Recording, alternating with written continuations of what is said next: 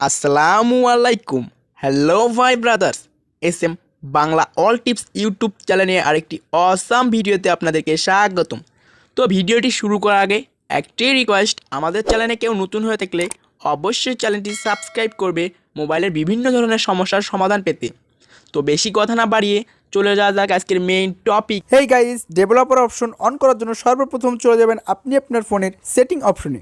তো সেটিং অপশনে চলে যাওয়ার পর সর্বপ্রথম খুঁজে বের করবেন অ্যাবাউট ফোন।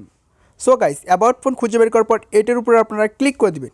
তো এইখানে কারো কারো ফোনে থাকতে পারে সফটওয়্যার ভার্সন, বিল্ড নাম্বার বা মডেল নাম্বার।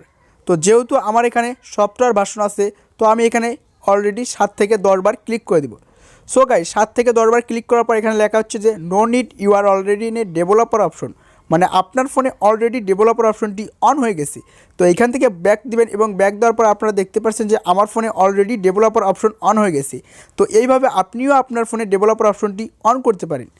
তো ইয়াপ গাইস, এই ছিল আজকের ভিডিও, কীভাবে আপনি আপনার ফোনে ডেভেলপার অপশন অন করবেন খুব সহজেই।